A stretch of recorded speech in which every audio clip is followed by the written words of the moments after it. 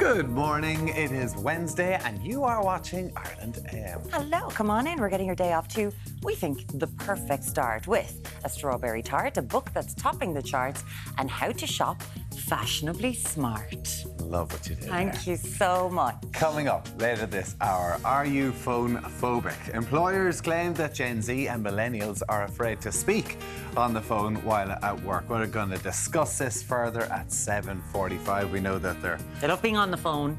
just don't like to talk. They don't want to talk. They don't want to talk on the phone. What about you? I can see that. You're a millennial. We're millennials. Absolutely, yeah. I definitely don't speak on the phone as much as my parents would have. No. Do you send a lot of messages that say, sorry, I missed your call? I'm actually doing voice notes, which you hate. He's always sending voice notes. Anyway, plus, from the fiery kitchens of Raw to the crime-laden streets of Peaky Blinders, actor Charlene McKenna drops by to chat about her latest project, and we're going to count. You can play Monaghan bingo at about how many times they mentioned Monaghan this morning. Glasslough, Castle, Leslie-Mon, the whole lot. We're going to be discussing We're going to go all around the county. And she taught millions to live a healthier, happier lifestyle. Later, we're going to meet the glucose goddess, also known as Jessie in Chowsby. It's really interesting, isn't it, about sugar spikes and what it does to us? Put down the porridge. It's not good for you. Yes, we're going to talk to her about that, which we were both going, sorry. Yeah.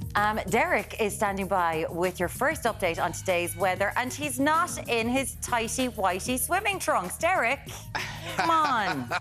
No, they're drying on the line, guys.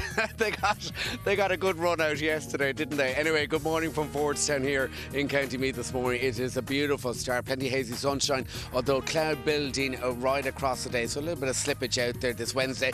But we all love a bit of latitude, we all love a bit of longitude, because the festival season is building. And this morning, guys, it's all about Dogitude. So we're talking doggy style, doggy health, doggy wellness, and also a little bit of doggy dancing. So who knows what's going to happen right across the morning. And by the way, if we pan the camera back a little bit, I'm actually perched up here. Look, I'm perched up here in a fence. Outstanding in my field. The things we do to get a good shot. Absolutely, and it is a gorgeous shot. Fair play to you, Deric. Doggy dancing with the dogs a little bit later on. Doggy I would styling. watch that show. Doggy style. Okay. Good morning. How are you? Good morning, absolutely. I look forward to catching up with Deric later in the show, but now it is time to get the news with Aisling Roche. Thanks, Tommy. Good morning. Officials are due to hold talks later to discuss the situation around housing asylum seekers at a hotel in Inch in County Clare. It's understood around 20 asylum seekers stayed at the site of a former hotel and holiday homes in Magowna last night, despite protests on roads in the area yesterday. Some of the migrants left the property, but it's understood a number of people remained there last night. Speaking on The Tonight Show, Fianna Fáil Senator Timmy Dooley said it's not about taking sides, it's about trying to find a way to de-escalate the situation. It's about trying to reach a compromise. And the vast majority of the people in the community recognise there's a problem. They recognise there's 20 there now. And my sort of understanding as I would have left there this evening was that they're prepared to work with the 20 that are there. And they're prepared to engage in a consultation as to what happens after that. And I think what we have to be really careful about doing is branding or putting labels on anybody. The community have concerns, they need to be listened to. It's not about taking sides, it's about trying to find a way to de-escalate the situation. A deadly fire at a New Zealand hostel is now being treated as suspicious. At least 6 people were killed when the blaze broke out at Loafers Lodge on Monday night, and several others are unaccounted for. Police revealed there was a separate couch fire 2 hours earlier inside the same building. Fire crews in Wellington have now handed the scene over to police, and officers will examine the building today. We know that there are a huge number of questions that people will have. Right now we don't have the answer to all of those questions, but we will keep you informed. What we would ask is that we don't speculate until we know the facts. And until we know the facts, that requires that scene examination. Taoiseach Varadkar is attending the second day of the Council of Europe summit, which concludes in Iceland later today. The leaders are planning to draw plans for a so-called register of damage to Ukraine by Russia, so that Moscow is liable for compensation to victims. It comes as Russia increases its air raid attacks on Kyiv ahead of Ukraine's much-anticipated counter-offensive. First of all, it will be a big topic will be the accountability of Russia for the crime of aggression it is constantly committing by waging war in Ukraine. Here I'm very glad that we will have the register of damages, which is so important for justice, and justice is one of the preconditions for a just peace. But also over time, also when we think in terms of reconstruction. So it's an enormously important judicial element to have this register of damages to give justice to the victims. Elsewhere, flooding is causing huge difficulties for communities in Croatia and Bosnia. Hundreds of homes are underwater in Croatia, with a government minister blaming climate change for recent torrential rain and flooding. There has been little let up in southeast Croatia. Torrential rain added to the difficulties of many already affected by widespread flooding. Hundreds of homes are underwater, schools are closed and there are many power outages. The worst affected towns are in the Zadar region, where a river burst its banks earlier this week. The ongoing bad weather is leaving many struggling to clean up the damage, with hundreds of army troops trying to prevent further breaches. Several western Bosnian towns are also underwater after persistent torrential rain there. Hundreds of homes have been evacuated near the city of Bihać. Rain continued to fall in the area after the initial flooding. Members of the community handing out sandbanks overnight to try to prevent more damage. Marie Mulcahy, Virgin Media News. And finally, a pair of unknown and exceptionally rare portraits by Rembrandt have been discovered in a private collection in the UK. The intimate paintings by relatives by the Dutch master are expected to sell for between £5 million and £8 million at auction in July. Signed and dated 1635, the pictures are of an elderly husband and wife who were related to Rembrandt by marriage. We compare 14 insurance quotes to get you the best deal. So choose chill and work smarter, not harder. Thank you, Ger, and a very good morning. We're coming to you live here from Fordstown in County Meath. We're in fact very close to the Westmeath border here this morning. And coming up, oh, someone's had their Weetabix. Coming up this morning, we're off to visit Causey Farm to pay a visit to Dogitude ahead of the weekend. So that's all to come. Lots of doggy fun this Wednesday morning. Now let's take an opening look at weather. Pull back the curtains on your Wednesday. And I have to say it is a dry and settled start out there at the moment. Pretty decent in terms of that sunshine. Plenty of it being dished out now on the breakfast menu, although a bit cloudier into northern spots in those light to locally moderate southwesterly breezes. Now right across today, in fact, morning sunshine is going to slip, and bit by bit that cloud cover building, so that ridge of high pressure is beginning to edge off, and in behind it we will see plenty of cloudy conditions to take us really across the northern half of the country. The best of the brightness the further south. We see top temps in and around 14 to 18 degrees. And finally then tonight it'll be mainly dry, calm and settled. We will see cloud cover build through parts of the west, up around the northwest as well, and we are expecting rain then tonight into tomorrow morning, with overnight lows in those calm southwesterly breezes at 4 to 8 degrees. So that's how it's shaping up here. Bright and sunny start in County Meath this morning, and we'll be back again live at 7:35. With all the sheep. Chill Insurance work harder so you can work smarter. We compare 14 quotes to get you the best deal. It's time now to take a look at this morning's papers. We'll start with the Irish Independent. Its headline: credit unions offer cheaper mortgages than main banks. Loan rates as low as 2.95% are available to some credit unions, which is significantly lower than anything from the three main banks.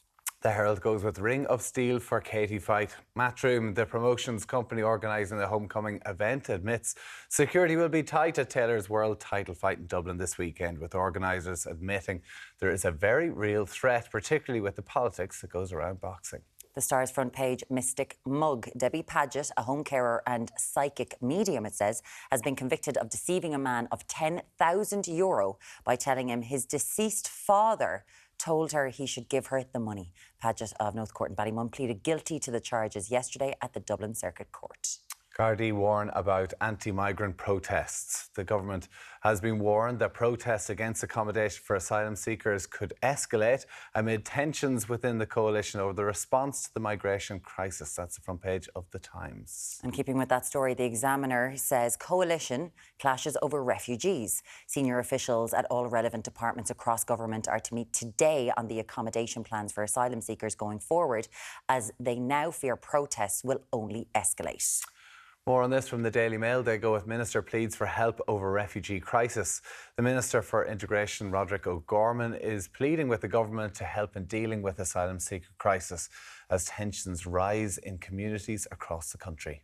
The Mayor goes with bailout. A group of asylum seekers packed their bags and began a 210-kilometre trek on foot back to Dublin after the entrance to the property in Clare was blocked with tractors and silage bales in more protests outside their accommodation. And the Sun also leads with refugees protests. That's their headline, Blockade Míle Fáilte.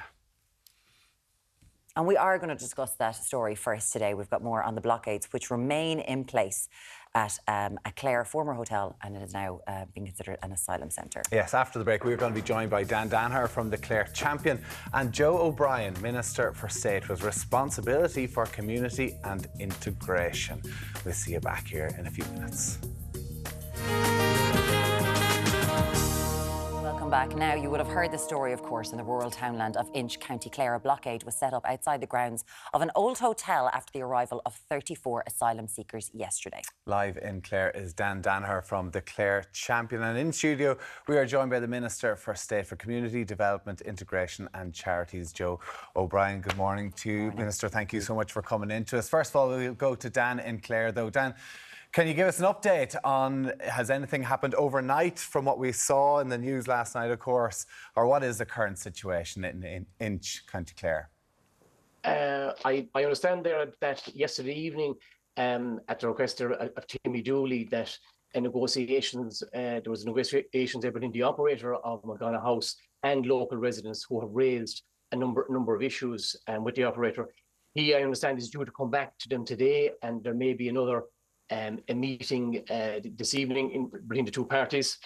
I also am told that Oireachtas members in Clare are due to meet government representatives today to discuss issues that they have in relation to the Magana site, Magana House Hotel.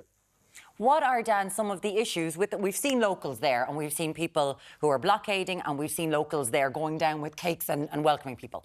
When there are protesters there, what are the issues for the local people? What is their issue with these people arriving? Locals have a number of issues. I suppose the key issue was the lack of consultation.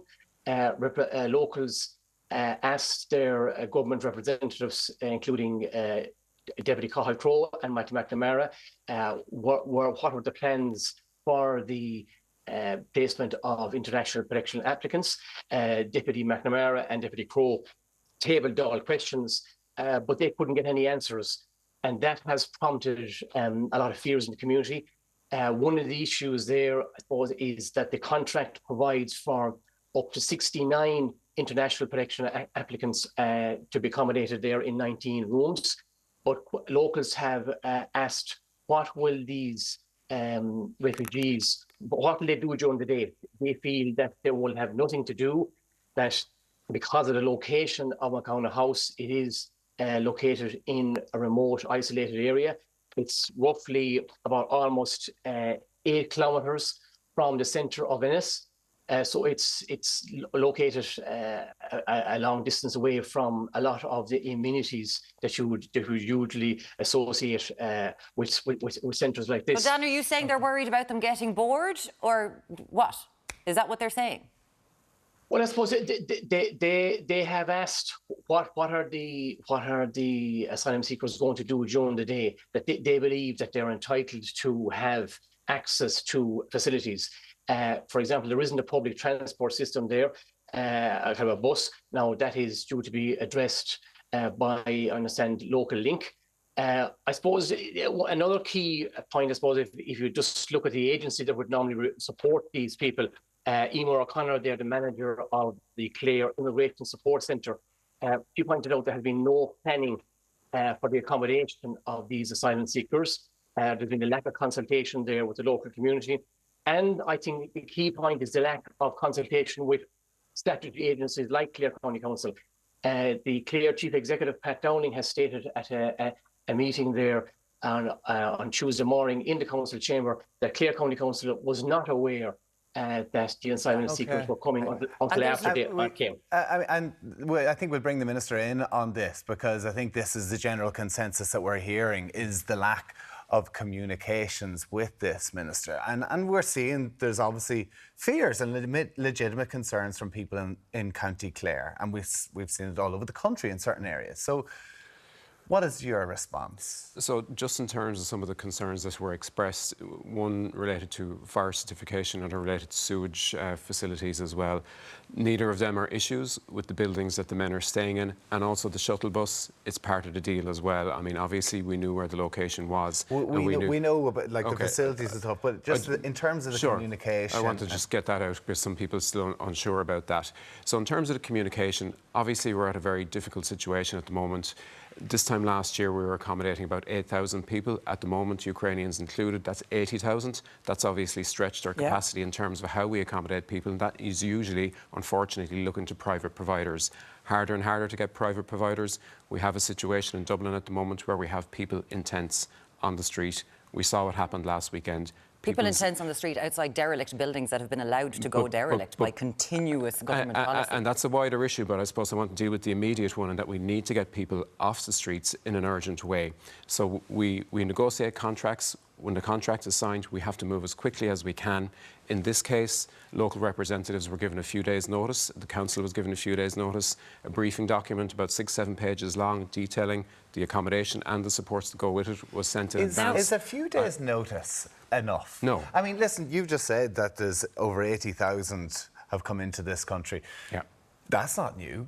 We know that these people are going to have to find accommodation. Yeah. So when something comes up like this, to think that you can just bus people in without telling the local communities, very small, close-knit communities. Yeah. I mean, I would accept that in an ideal situation we would have a longer lead-in time, but the way we're doing it at the moment in terms of contracting private providers, that limits us, because when we get the contract, we need to move fast. I would say as well, we've opened about 100 of these facilities over the last year. By and large, the system that we're using, which I think needs to be better and needs to be augmented, does actually work, and communities accept them. So the system just moving people in? Yeah, look, these are human beings. Fast, yeah. These are human beings looking for accommodation. This is a hotel that was used to accommodate human beings. It was open before. Until 2019. It had a very high rating on TripAdvisor. And I would acknowledge that people would like to have known earlier. We would like to have done that ourselves as well, and we will try to address their questions and information Because concerns. you can see in the front of the Examiner today, the chairman of the Irish Muslim Council condemned the government's inability to communicate with local communities, because that does stoke tensions. And unfortunately, the origin of these men has been questioned. So do you think there is a racial motivation behind this? Look, as I said, I suppose we would ideally have more lead-in time as well on this. We don't have that at the moment. Do you think this is about where the men are from? The fact they're from Algeria, Afghanistan? Yeah, I don't know. I haven't heard it expressed like that. I do think people have a preconception about who's coming. That's not accurate. I would say the wider story is here as well, is that communities across the country are welcoming people in situations like this.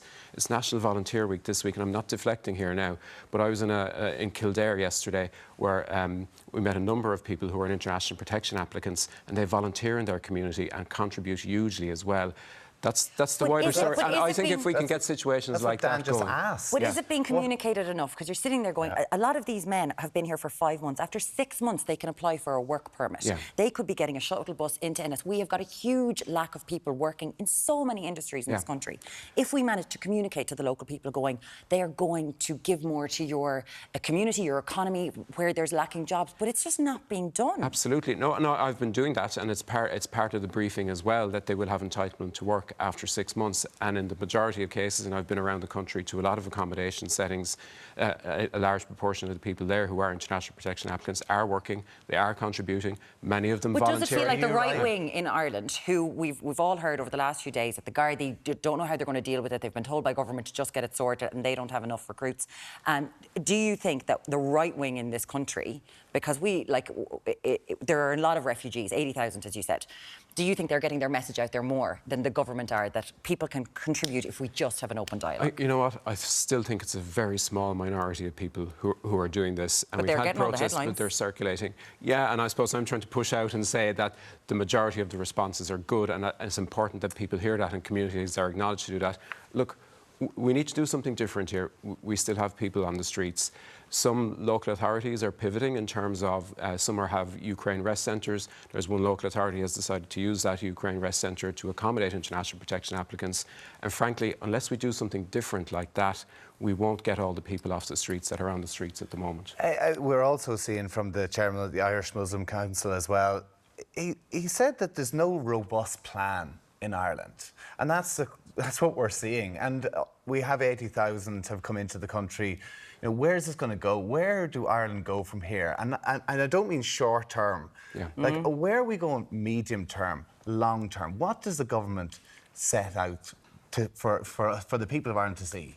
Sure. Well, I suppose there's two different strands. The majority of people here who've come in the last year are temporary protection applicants who've come from the Ukraine.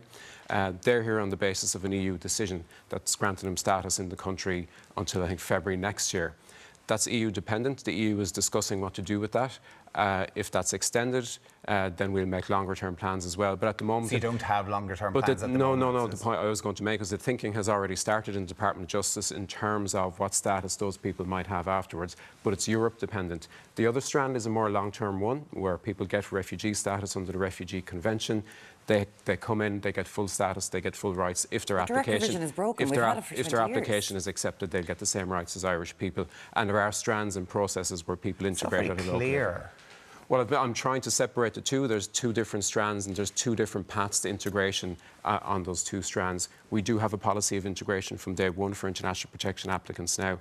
And as I said, on the Ukraine side, we're dependent on European decisions in terms of where they go in the long term. And integration is what this is all about. This isn't going to... I know that there's lots of people who live in direct provision who have had lots of issues and been stuck in that system for years. But closer to home, it is reported that the Greens and Fianna Fáil are clashing over what's happened at McGowan House and what's happening around the country in certain areas.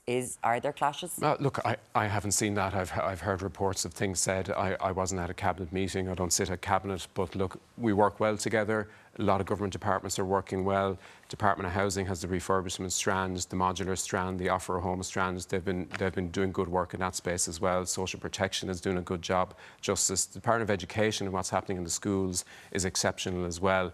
You know, when things go wrong, obviously it gets attention, and I respect that because there are things that need to be fixed at the moment, and it's good it's getting attention because we want to make them better. You're all friends. Well, it is.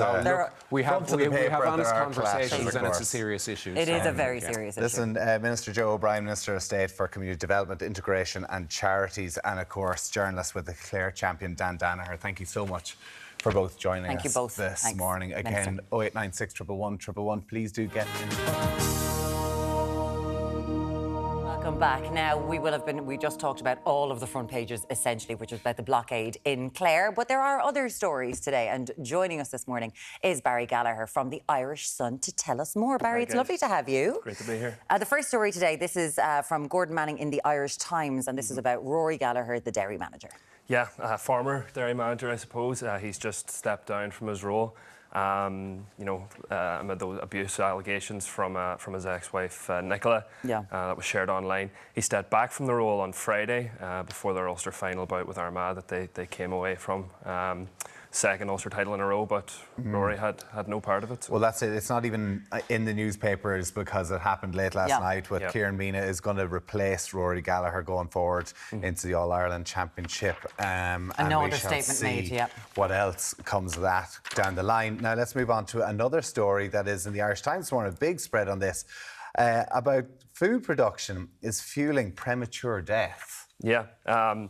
They call it, a slow-motion disaster. So, you're looking at kind of Ireland's reliance on... Yeah, it's a very, very kind of scary turn of phrase. But, you're looking at Ireland's kind of reliance on ultra-processed foods, red meats, which is, contributing to one, climate change and, cardiovascular disease, different diseases. So there's two different elements of it. We've got the climate issue as to how they're produced, what's happening, and the sources that are used, and the red meat. And then the actual, we're all eating the wrong things and we're all crazy unhealthy.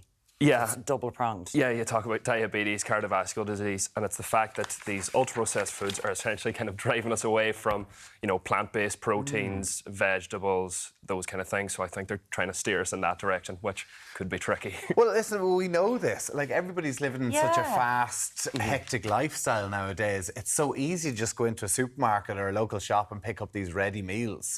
But we do know that these are processed. They're high in sugar, high in salt, high in fat as well. We're actually going and trying to cook from scratch. Yeah, this isn't a new concept. Yeah, we know ultra-processed foods are bad for you. We know what they are, but it's just so hard to stay away from them when they're that easy. When your deli counter's stacked with bacon, sausages, black pudding, and fried eggs. But I don't know what more we can do. For a decade, it's been, lads, this is bad, this is bad, this is bad. Eat more veg. Yeah. And this is still happening. Slow-moving disaster, as it said. Yeah. Like, for you, someone who's a young person, like, I certainly know when I was in college, it was pot noodles. I had the best time of my entire life. But, like, what's the situation with you and your friends? Yeah, well, even on the job out of college, still go for the pot noodle at times if I'm really stuck, Yeah, see, I know that stuff's bad for me, but just it's convenience, and I know it shouldn't be what I'm doing, but sometimes it just has to be done.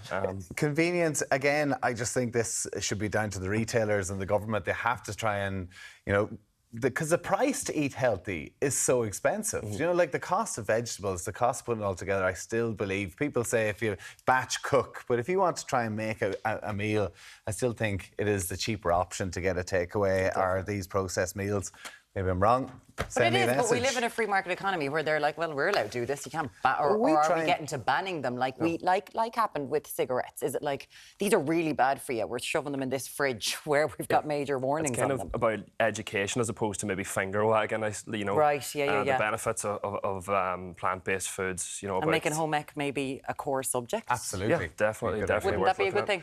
We'd love to hear from you this morning. It says that it is a slow-moving disaster. It's going to place more strain on our health system than almost any other disease, and this is how we're eating. 0896 111 111. Really is. We would love to hear from you, both of us together, because we're best friends. I'm glad we have Barry in from the Sun this morning because it's all over the Sun. Holly and Phil this morning. Barry, so what's the inside scoop? What's going on? Can you imagine?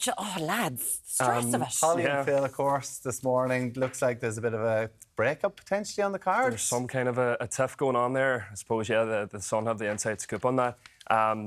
Basically, it seems like it's time up for Schofield on the job since 2002. Such a major player and a major part of that show, but it seems like that they don't want to move forward with him as a main player. This is all speculation, obviously. This is absolutely all speculation, but obviously it was like Phil is too big to fail, is what people thought, because his first partner was Firm Britain. I wonder if she's watching on with a little bit of Schadenfreude going, all right, Phil. Yeah. And it was thought that he was kind of the main guy and the best. They go on holidays together to Portugal. They have the best fun. Or do they? Because this is what Eamon Holmes said yesterday, that when talking about the BAFTAs, that they should have won the Best Actor and Actress Awards because... But do you not think Eamon has an axe to grind? Well, they have been putting it on for 20 years, he said. So he said that actually it looks like, when they look like they're getting on like a house on fire going on holidays, maybe that's not always the case. Well...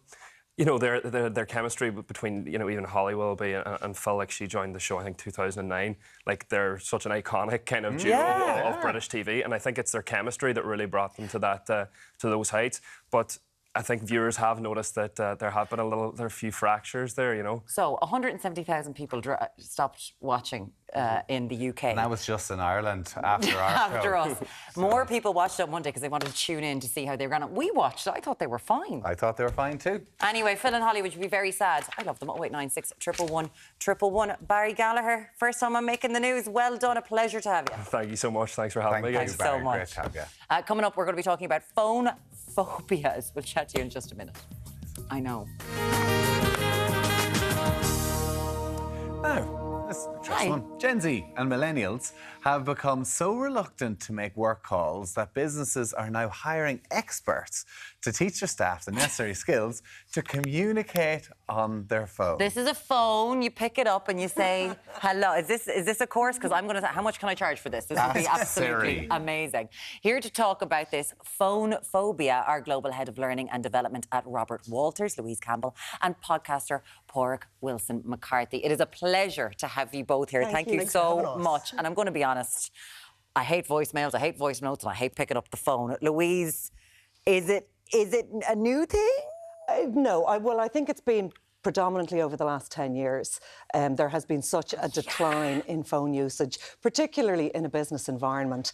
I think, look, from a personal perspective, I have a 15-year-old, and to get her to answer a phone call is nigh on impossible. That generation just don't. They screen calls, they say, I'll call them later.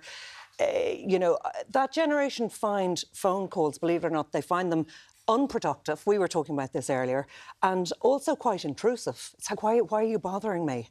Are they more likely to pick up, say, if it was a FaceTime, like if it felt like a friend on FaceTime? Well, I find if you know the person, or if I don't know who the person is and I can't visualise them on the other end of the phone, I'm like, I'm not answering that. So if you saw a number, an unknown number come up on your phone, not a hope. Really? Not a hope. Even if I knew the number, sometimes I'll wait. Even if it's a friend, and I'll WhatsApp them later, I'll say, OK, what did you want? I'll find out what they wanted, and then I'll ring them back and be like, OK, now I know what to say, so it's fine. But why? What's the issue? I think it's the fear of the unknown. Like I was saying earlier, like, I'm brutal. I still get my mum to ring the doctor for me. And I'm nearly 30. It's awful, right? I'm a lot older than you, and I'm like, I'm the same as this. I was saying to Pádraig, I'm going to phone in late for him when he goes into work later on. He's going to get me to phone in for him. I can't call in late. I can't be dealing with all of this. Oh, so you're the ideal employee then? Yeah. Unless you email. Do you what's your preferred message or way of messaging? Tommy, I'll be honest now, I'd rather go in to work with my leg hanging off than call in sick. There's just this anxiety around, I think it's like letting people down maybe. Yeah. So I will try and get away with WhatsApp if I can. Or else if I do have to phone call in sick, I'll find myself hamming up the whole... But do you have to answer calls at work? Do you have to talk to people at Sometimes work? I do, yeah, sometimes I do. But sometimes if it's me making the phone call, I don't mind so much. But if I'm receiving the phone call, not for me. I need to talk to people about this. Will you pick up the phone or not, whether it is social or work? 0896 111 111. Is it, Louise? Is there an element of us all being so bombarded? People now doing work stuff on Instagram DM. What's that about? And then DMs on everything, then WhatsApp, texts and phone. If you look at the forms of communication, when I started in the workplace, there was a fax machine. I'm going to give away my age here. That's all good, And babe. there was a computer, and you worked off those. But predominantly the way that you interacted with people was you met them for coffee, you met them for lunch. Now you start work in the morning and you've got your phone, which is binging with WhatsApps, DMs, you've got your email, you've then got your various different apps where people are trying to contact you. It's very invasive, and it can feel really overwhelming. System overload. So, what are people missing out on then? By not taking these phone calls, by not being happy to discuss and pick up their friends, call their friends and stuff. I think it's really easy for maybe my generation to look at a younger generation and say, "Oh, it's so weak. They're weak because they can't pick up the phone." But if we look at the younger generation, they're so much more technically proficient than I would be. They're much more productive. You talk to, and you have a meeting maybe for an hour in a workplace, and you come out of it, and the likelihood is somebody in their 20s and 30s, which is that Generation Z, is going to go, that could have taken 5 minutes on email. Yeah, because sometimes it does feel like it's time wasting. It's time wasting. But then you miss the chit-chat around it. I agree. And it's like working from home. Yeah. And you don't get to actually ask, how's your family? Camaraderie, and it's that bonding that I think potentially... I'm not calling you the older generation, so don't get offended, but that certain people feel that's really core to how they communicate with people, isn't it? And for me, communicating with people, I don't form a relationship with someone over Snapchat or WhatsApp. It's just not me. And I think it's about getting the best out of people and realising that maybe people in their 50s and 60s, they don't want to communicate via text. They want to meet you for coffee or for lunch. But a younger generation is really comfortable with this. But like meeting for lunch is actually lovely. You know, I think meeting someone in person is way easier than speaking to someone over the phone. Well, Pádraig, what about the fact that some businesses are hiring people to teach young ones how to pick up a phone? I mean, it's like, would you prefer gig. to go, give me the extra money and I'll pick up the phone? Well, oh, absolutely. There'd be no bother there if you're giving me the extra money. Yeah. No, I understand, and I think that is a bit outrageous. You know what I mean? I don't think that there's there's a need. Like, if it's a part of your job, pick up the phone. Well, and you will eventually. You get used to it over time. You know, it's something that you just have to get used to. And what about voice notes then? Is that your thing? That's my thing. Well, to be fair, I send voice notes because I'm in the car all the time and because I can't text. So it's easy to just send a voice note as opposed to a message. Yeah. Why do you send voice loads? Well, I suppose loads of 75% of the people I made my communion with are living in Australia now. Do you know what I mean? Yeah. Like, there's the art of like being able to have the conversation, hear people's voices, tell a story, but also you've got the benefit of being able to wait, respond properly later on. What's the longest voice note you have sent? I couldn't even go there. It's a podcast. Oh, totally. Like, people can send up to an hour. And it's just you with a stream of consciousness. That's exactly it. And you get the chance to respond properly, and you don't have to think about the response instantly. Do you know? You're doing this like... But that's just a one-way conversation. They're great I don't think I've ever sent a voice note in my life. From a work perspective... You can send one to me now. I'll send it to you later. Louise, quickly, do you think phones have a future? I think there is a place for them. I think there is a range of technology. You are missing out if you are not using all technology, whether that is, whatever it is. I would say to the older generation, get comfortable with technology. But I would also say to the younger generation, you're missing out on a whole demographic of people by not picking up the phone. Like, come on. I love that. Can I just say, Pádraig has, you and Linda Martin on recently has a podcast called The Voice Note. Yeah. Like, it is so perfect. Which is based off voice notes, because that's the way I communicate with everyone. Wow, very interesting. I love it. Louise Campbell, Global Head of Learning and Development, Robert Walters, thank you so much, and Pádraig Wilson McCarthy, The Voice Note. Thank you very much. We would never have Lady Gaga and Beyonce telephone if people didn't pick up the phone. You know, that's all I'm saying. That's why it's a good thing. Voice Note. Still to come this morning, she shared the screen with everyone from Cillian Murphy to Kim Cattrall. Wow. Cattrall, is it? Kim Cattrall. Cattrall. Yeah. Charlene McKenna is going to be here. We'll be back with you in a minute. Welcome back. Still to come, we have got acting royalty, a culinary queen, plus, I think, can we get another word? A glucose goddess. Does that all work? It sure She's does. more a god than royal, but sure, we're fine. We're very exciting 2 hours on the way. We do, yeah. We're going to meet the award-winning actor entertaining audiences for nearly 20 years. Good old Charlene McKenna is going to join us very shortly. We're going to discuss all things Mana. I'm going to say Jojo from Raw the whole time. Jojo. Anyway, plus, the health guru turned best-selling author who's on a mission to start a glucose revolution. We were talking about the obesity earlier on. Yeah. Jessie Inchowsky is here after 9. Yeah, it's going to be really interesting. She's got an issue with porridge first thing in the morning. Yeah, so put it down. Yeah. And with criticism over a fast fashion giant opening offices here in Ireland, we're going to discuss the popularity of low-cost clothes and why they are so controversial. Now, get ready for your eyes to be, who is this goddess over here? The tan and the yellow pop, and there she is. Here She's back from her holidays, Catherine Leyden. Yes. Did you have a nice holiday? I had a great time, except it was very, very hot. It was too... Don't complain. She was the most Catherine. Irish thing ever. Do It's too not hot. complain. It's too hot. Well, anyway, my legs swelled up, which is a bit of a problem. Oh, OK. Well, you can complain about that. Yeah. Well, welcome so anyway, home. We're making a lovely strawberry tartlets, or a tart. They can be made individually or in one tart, which we're doing a little later on. Oh, so Alan isn't here, so you wanted to bring a bit of his vibe to the studio. Is there custard in it? Yes. Oh, lovely. OK, look Custard forward and to cream it. and strawberries and strawberry jam. Oh, get ready for Wimbledon. For the nice warm weather. Thank you very much, Catherine. Thank you, Leyden. Catherine. Look forward to it. Time now to take a look at this morning's papers. We'll start with the Irish Independent. Its headline: credit unions offer cheaper mortgages than main banks. Loan rates as low as 2.95% are available from some credit unions, which is significantly lower than anything from the 3 main banks. The Herald goes with Ring of Steel for Katie Fight. Matchroom, the promotions company organising the homecoming event, admits security will be tight at Taylor's World title fight in Dublin this weekend, with organisers admitting there is a very real threat, particularly with the politics that go around boxing. The Star leads with Mystic Mug. Debbie Paget, a home carer and psychic medium, has been convicted of deceiving a man of €10,000 by telling him his deceased father told her he should give her the money. Paget of Ballymun pleaded guilty to charges yesterday at the Dublin Circuit Court. Gardaí warn about anti-migrant protests. The government has been warned that protests against accommodation for asylum seekers could escalate amid tensions within the coalition over the response to the migration crisis. That's the front page of the Irish Times. The Examiner also leads with a similar headline: coalition clashes over refugees. Senior officials at all relevant departments across government are to meet today on the accommodation plans for asylum seekers going forward, as they now fear protests will only escalate. More of that on the Daily Mail. They go with Minister pleads for help over refugee crisis. The Minister for Integration, Roderick O'Gorman, is pleading with the government to help in dealing with the asylum seeker crisis as tensions rise in communities across the country. The Mirror goes with bailout. A group of asylum seekers packed their bags and began a 210-kilometre trek on foot back to Dublin after the entrance to the property they were meant to stay in was blocked with tractors and silage bales in more protests outside in Clare.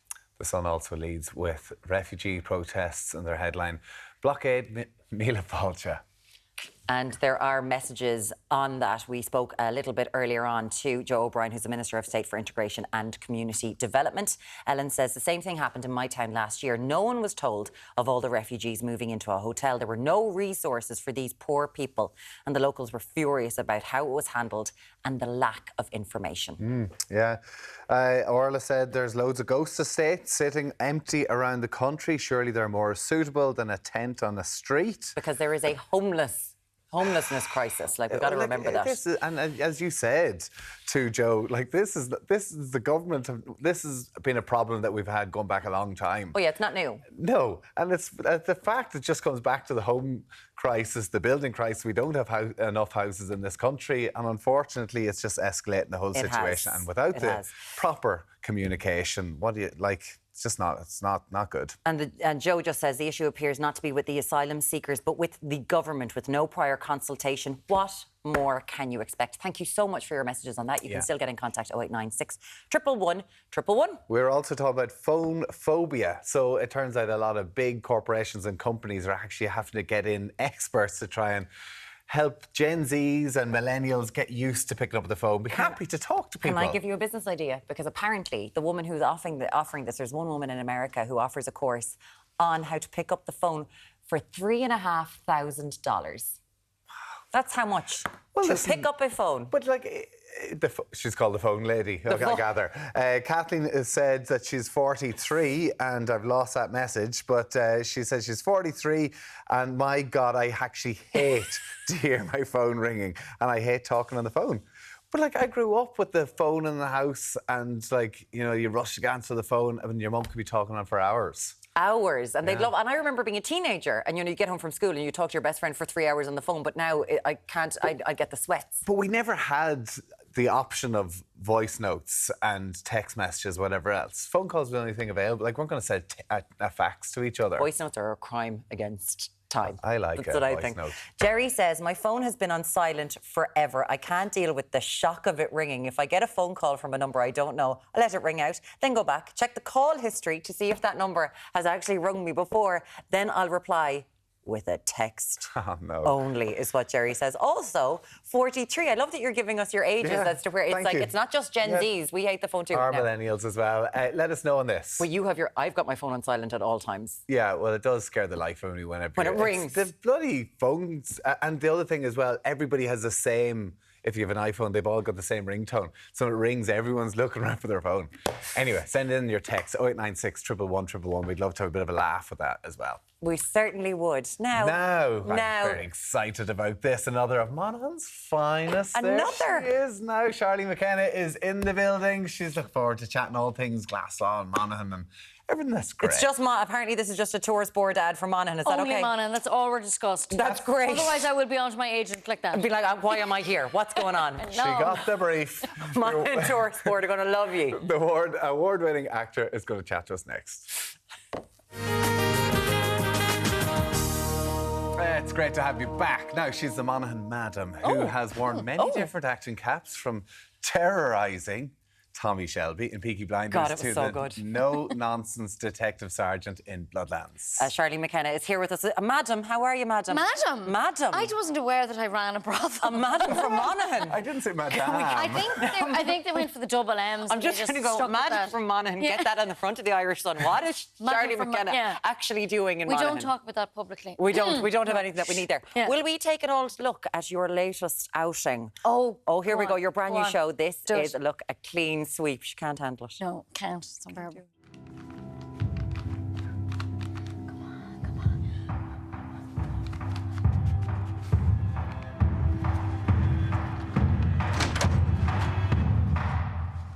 Sorry to bother you, ma'am, but I just checked with dispatch there, and your man has signed out for the night. Oh, well, Pat, we must have got our wires crossed. Gruesome, so it is. Oh, yeah. It looks sort of peaceful. Almost like he's sleeping. Pat, why don't you eat that? Thanks, ma'am. Listen, don't tell him that I stopped by. He'll think I'm completely daft. That's our little secret, huh? Ah, good night, Pat. Good night, ma'am. Oh, yeah? Oh, yeah. That's a bit like me trying to get out of this interview. Sorry. Madam, what? What have they done to me? I love the way that is so Irish, Mammy going, why don't you eat that, Pat? Yeah, get it into you, Pat. Quit looking at the board. We're away, never mind. It's gone. It's a curry. You are, for a woman who has been in, and I mean some of the biggest shows in the last 10 years, you cannot look at yourself. No, nobody likes looking at themselves. Some people do. Oh, well, that's a type of person. I think. No, just cringe. Is it in different roles? Because, like, that's what's amazing about you. You play so many different characters. Yeah, I don't like to be bored, so I do like to mix it up. But I don't. I like to watch because I like to learn. Like, I don't want to not because I go, oh, could I have done that better? Or could we have made the show better? I don't know, maybe it was like you. Did you watch playback to go, could I have played that better? This is the opposites of us. All right. I'm mad for looking back to see how many mistakes I'm making. Whereas I jump behind the couch, I'm like, I'm not doing it. Yeah, So it's a weird mix. It is a weird mix because I do like to look to go, can I be better? Was that good enough? And then also, Scarlett O'Hara, just for looking at yourself. Just need to do that. Scarlett for looking at yourself. Scarlett for your mat. But when it comes down to it, right, you have taken on a bigger role with Clean Sweep because, you're involved in the production of it, you're involved in script writing as well. So tell us about the show. As in the concept? The concept of the show, who you are, because you are an interesting character. I'm a very interesting character. So I play Shelley Mohan, and she's a seemingly, suburban mom, run-of-the-mill, if there's such thing, and she very, very, very quickly, and it's already aired, she kills someone, and you realise, oh, maybe not so ordinary. And she's her husband is the detective on the case, and he's going to get closer and closer, and it gets tenser, more and more tense, and she's also running from a very, very dark past, and she's living a very constructed life that she's very happy with. So, yeah. And, like, Warren just said, like, you are heavily involved in this. Yeah. Like, you've moved in as exec producer as well. I know. So it's kind of, like, when you're saying you watch it back, you have to. This is kind of the new role that you're playing too. Yeah, I know, and it's funny now that the show's airing, taking another, there's, ratings emails and, all this kind of stuff, and you're going, oh, how you try it? So now I have to know all the things. I can't hide behind the couch. But I suppose it's worth it for me to get over myself to see what can we do to make the show just the best and the most entertaining, and you just have to get over yourself and watch it as a whole. Because I think it's so interesting in what you've done, how you have managed not to be pigeonholed in any way, shape or form. Try. You really have everything, Ripper Street, like there's so many we could talk about. But then to move into that side of things, which is a completely new skill set. So is that something that you, like we're seeing obviously with the Reese Witherspoons of the world, where women are taking more control, going, I'm not getting the role, so I'm going to create a role. Is that something that you see happening more and more? And just to kind of take ownership of things. Yeah, I think it is. I mean, it's hard to know where I've come in the mix, because I feel like roles for women or older actresses has gotten better. It's the timing of where I've come in. But like, look at Sharon Horgan, like look at, you know, Lisa McGee, like the capabilities, and, you know, maybe you don't want to run before you can walk, but there's such trailblazers now in people like that. And Irish women, I mean, look at them, 2 Irish women just running the show at the BAFTAs. It's terrific to see. It's really inspirational. It's really inspirational, and I do not compare myself to them, but I just wanted to dip my toe in, and I would have a ways to go and so much more to learn. But like that, I am very interested to learn and to know more than just my wee bit in the machine. But one thing as well with that, and we always wonder with like Sharon Hort, like when does she stop? I know. And for that, like, because like you have worked so hard for so long now, and very rare, like we bumped into each other in Glasgow, and it's the first time we did, because we were both away all the time. So it's difficult to, like, and now to take a role like this. Like, you know, when does, like, do you take a break? Does this give you a bit more... Was it Anthony Hopkins said, you don't retire from the industry, it retires you. So it's hard to go, I'm taking a break, because you're like, how long was that going to last, though? So you get scared. You still get scared to go, I want to actively take time off. You end up getting some because, you know, things, schedules, everyone's pushed and moved. But, yeah, I think it's very important. You know, I did take the rest of last year, and I was like, right, I'm going to just go away and hide now and just put my feet back on the ground and just dogs and farms and all that. And it is, but then you go, and are we coming back now? You know, what's going on? But does it feel, because, you know, Cillian Murphy recently moved home because he was like, you know, want kids to go to school or whatever. You've moved home. We've got lots of people who are now living in Ireland going, I don't have to be in London. What's that like to be, well, we're back in Monaghan with the husband and him going, how are you lads, what's going on here? I know, it's interesting. How does he feel about it? He's got used to it now, I think. He's gotten used to it, but it is an adjustment, you know, and there's times when we go, oh, will we go? And you go, it's sort of nowhere to go, really. There's, you know, because there's the lovely pool of places, and then you kind of exhaust them and you go, well, we did them, so that's that. But overall, because we get to go back, like we go back to New York so much, it's kind of balanced enough and it's okay, so he's okay. But I've always said he was more of the country bumpkin, even though he slap bang New York City, than maybe I was. Maybe we were the country ones that got out, and he had the opposite. So it's a sort of, it's kind of balanced. And are you enjoying it, though?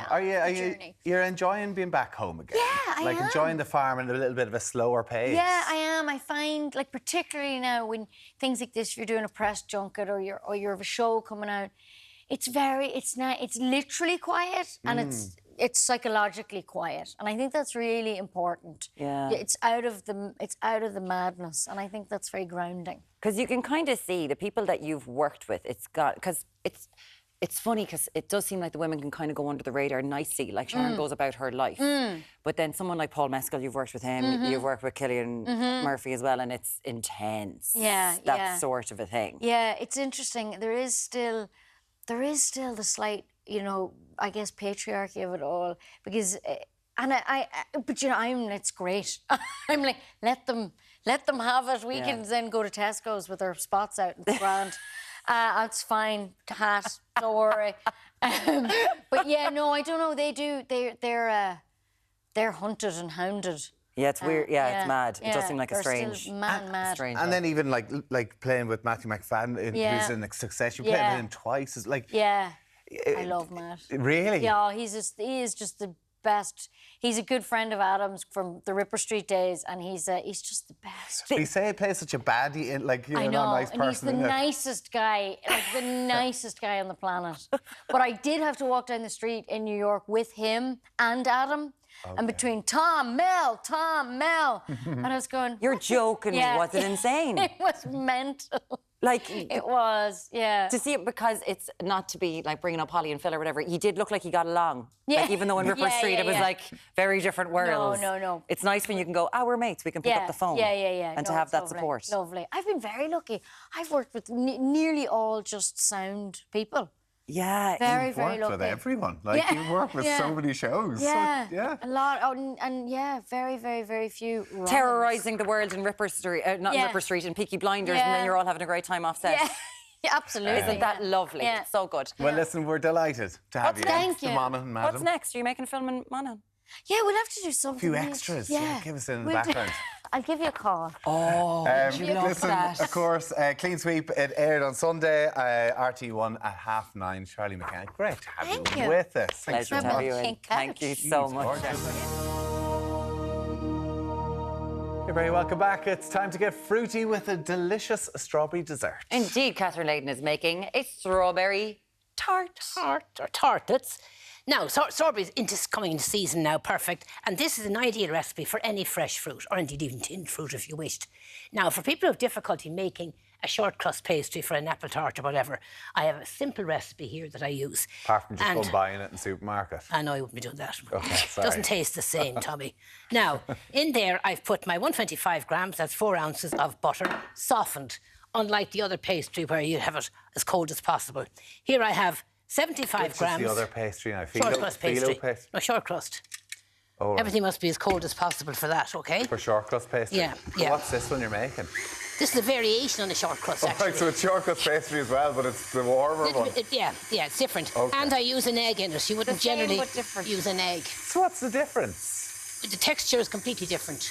But it's still short. So they're both called short crust pastry. It's a variation on the short crust pastry. It's a variation on strings, you know?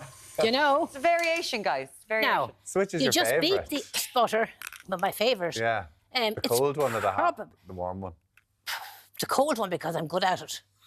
But we're making the hot one today, so that's... What do you like? Anyway, the best one. You beat the butter and sugar together, now not until it's fluffy, just until they're combined. Okay. Then you toss in a beaten egg and a tip. Okay. Crack the egg into a jug or a glass and put one of your beaters. You know, you have 2 beaters to your hand mixer. Yeah. Just leave 1 beater in it and beat the eggs. Why? What will that do? It's better than taking the fork out. Okay, sorry. Now here. Now I've lost the run. I'm still laughing at which is your favourite pastry. I just never thought that was going to be. Which is your favourite short crust pastry? Now, here we have 200 grams, 7 ounces of plain flour. And you just combine those ingredients together until you're left with the dough. Now, I generally start with the mixer, and then I put my hands in and bring the dough together, right? Okay. Now, I'm not going to do that now because I've got some that I made already. This is what I wonder with pastry and flour, Catherine, is that it's always so accurate. You have to have exactly 234 grams, whatever else. Most baking you can take a chance on, But this is the thing, like, it all spills out everywhere. Do you mean, like, it's all been flying out there, so you probably lost a few grams? I know. I'd say 1 or 2 grams, very little. Okay, grand. Very little, Tommy. Look at that face she gave you. What is he like? What is he asking me today? Now, so you wrap it in cling film. Not enough. Wrap it in cling film, put it into the fridge for about half an hour. Now, you can leave it in overnight as well if you wish, like I had with this one here. Then you just roll it out. Now, what's great about this pastry, you don't need to knead it. Although we need pastry, you don't have to do it with this. Yeah. Now, roll out your pastry, and we're going to line my tin, which is a loose bottom tin I have there, or you could use the individual tartlets like I have on the plate, OK? Now, you just tip that into your Is there an ideal kind of thickness on that Yeah, pastry? about 1/4 of an inch thick. OK. Oh, right, Because you want a bit of a bite to it. Yeah, it's thick enough, yeah. And don't make a dog's dinner of it. Now, like I've done there, just ease it in and press it up against the edges so you get the fluted effect. Okay. Yeah. Now, what I suggest you do then is leave the overhang on the pastry. See the way it's hanging out a bit over the edge? So when it comes out then and it cools, you trim it and you have a lovely smooth edge on it. That looks lovely. Now, what I do now is I just prick that well with the fork and cover it and put it into the fridge. OK? How long? About half an hour. OK. We have one in the fridge here, Tommy. What are you laughing at?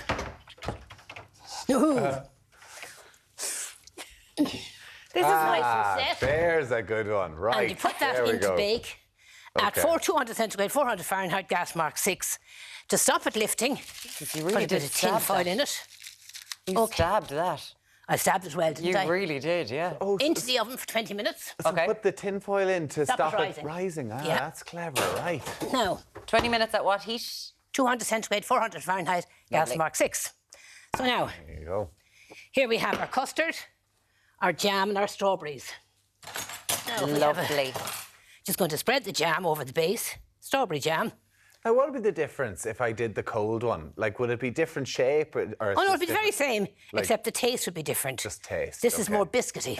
Oh, to be honest. well, we like biscuits, right? Okay, Now, great. Onto that, we put some of our creamy custard cream, as I call it. That's a quarter pint of cream whipped and half pint of the ready-made custard. Lovely. Now, you could add a bit of vanilla extract if you wanted into that, or vanilla pods. There we go. And now we decorate with some strawberries. How summery is this? Now. Delish. And would you make this often, Catherine? Like, Oh, yeah. People work to come round. Blackberries, raspberries, what else? Oh, Like, it's a great time of the year for for all strawberries and fresh stuff fruits, all yeah, coming fresh in. fruits, gooseberries. You name it, you can do the same. Or you can put tin pears.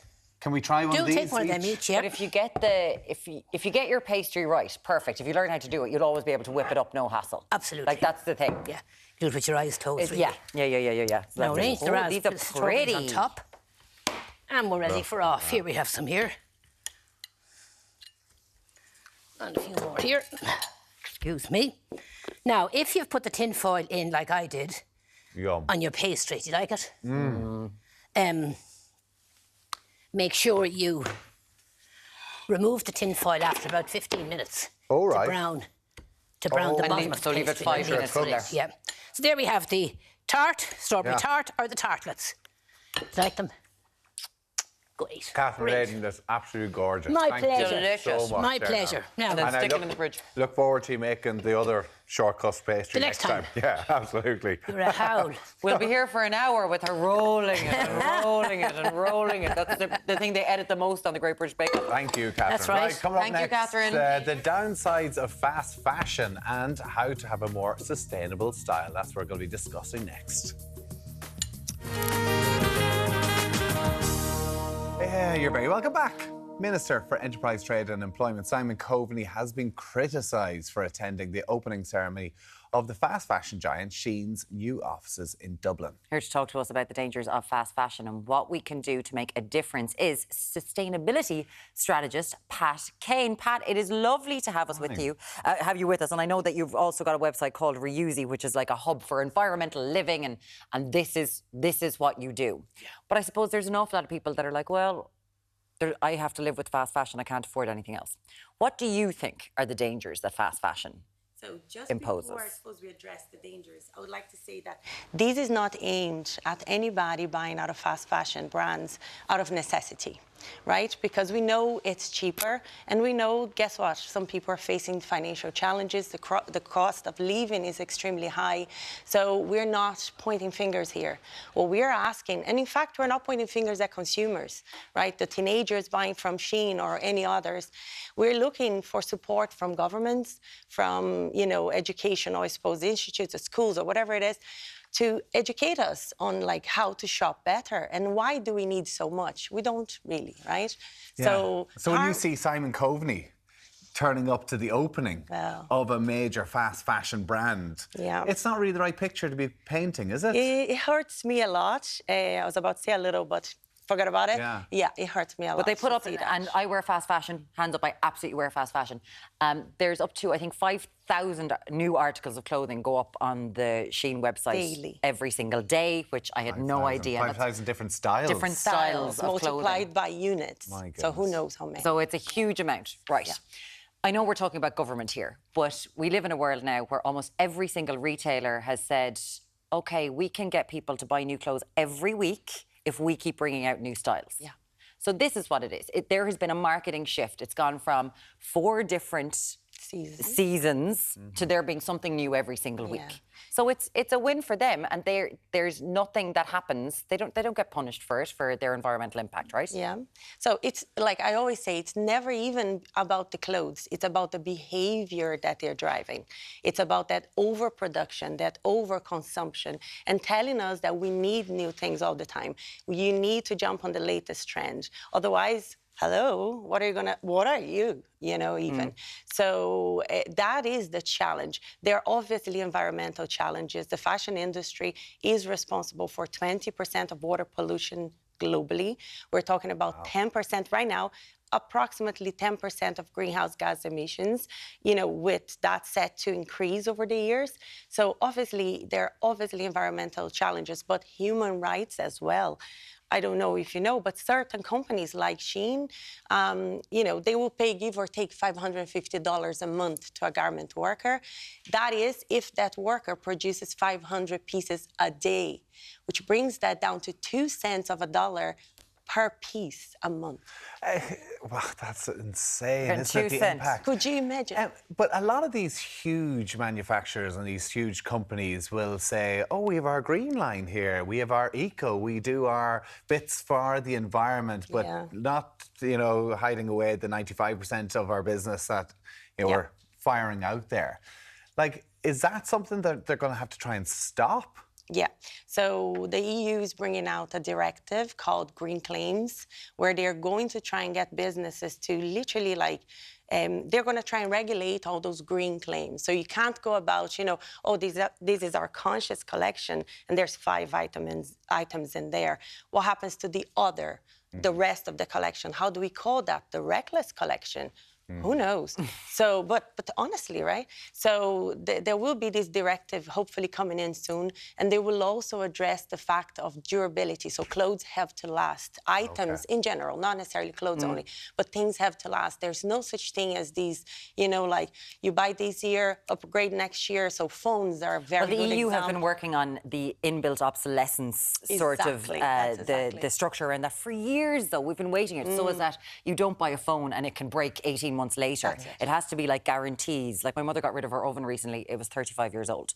That's sort of... That makes sense. You know what I mean? That makes sense. Things, but it doesn't make money for companies. It doesn't. And governments are bombarded with stuff, and they haven't kept up to date with this new marketing world that we have. So companies... Do you think they can be shamed into having better practices, or is it all about the bottom line? I would like to think that we're not calling them out, we're calling them in. I'd like to think that, we're working together to showcase, look, we are consumers. As consumers, we have the power, right? Our wallets, we vote with our wallets. So let's use that money properly to push businesses to do better. I'd like to think that businesses will jump on board eventually, but mostly I would like to see ministers and all of his friends supporting local businesses that are doing the right thing. They're born conscious. They're trying to generate jobs, and they are making things that will last. Big corporations will have to get used to the word degrowth, which is basically, changing that business model and trying to figure out other ways of making money, maybe by repairing, by renting. We have businesses in Ireland doing this already, big retailers, if you know what I mean. So what do you, for consumers though, what's your message to people at home if they want to make the impact with their wallet? How do they do it? So first thing, I'm always asked, what's the best sustainable fashion brand out there? That's called your wardrobe. So shop your wardrobe, right? It costs you nothing, it's already there. Second thing is try and break the awkwardness. It's okay to swap with friends and family. All it takes is one person to send that message on WhatsApp to say, look, guys, I have a few things here, wine at my house, 7 p.m., bring your bits that you'd like to swap, let's do it, see what happens. Break the awkwardness, it's okay. Shop secondhand. We're trying to keep things in circulation. We were talking about that earlier. Why not rewear? I'm wearing, this is all... I grew up, getting hand-me-downs from like friends and family and whatever else. It's just a case of actually opening it up again and not be embarrassed about it. Yeah, the Black Sack Boutique, as I'm always saying, it's the hands-me-down. Yeah, it's not for kids only, right? Listen, Pat Kane, thank you so much for coming in to talk with this. This is something really worth talking about. Reusi.ie is your website if people want to find out more. That's right. Thanks a million, Pat. Lovely chatting to you. We'll talk to you back here in Ireland AM very shortly.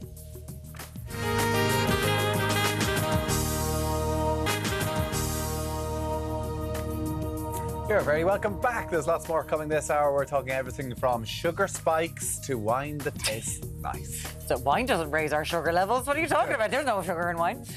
Now, one of our guests has 2.1 million followers on Instagram alone. She is the French biochemist, better known as the glucose goddess. She will be sharing her health hacks that will transform your life.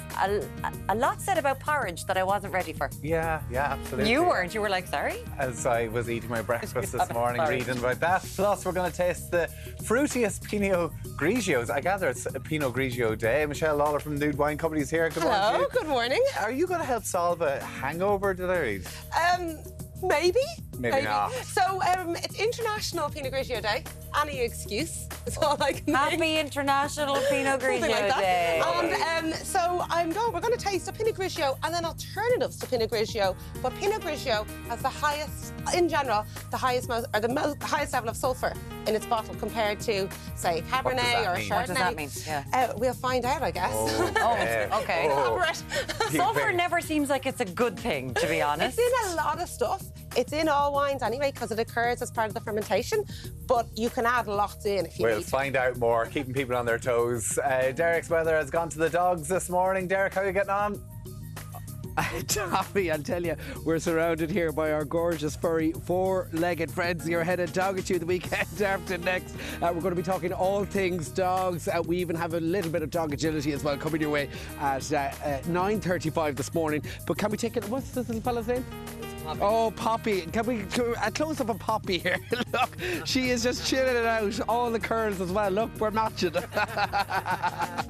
right, back to base. That dog so cute. looks like the dog from the video, the new Louise Campbell video. If you haven't watched it, it'll make you cry. She did a little stomach crunch when he stopped touching her. Oh my God, I love her. Right, we're going to have that in just a little while. Now, tonight, the third and final episode of Inside the Hospice airs at 9 o'clock on Virgin Media 1. Over the last few days, we have heard inspiring stories from patients, families and volunteers who visit hospices across the country. It has been very affecting seeing what's happening there. In tonight's episode, Fraser Nolan tells us about his recent diagnosis with motor neuron disease and how the hospice is a safe place for him and his family.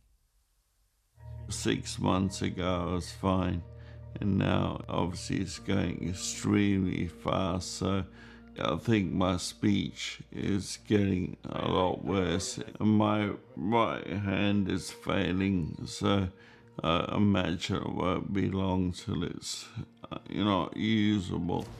Ola come in almost every night. She thinks it's a hotel. She's jealous. She comes in at night, kicks up on the bed, puts the Netflix on.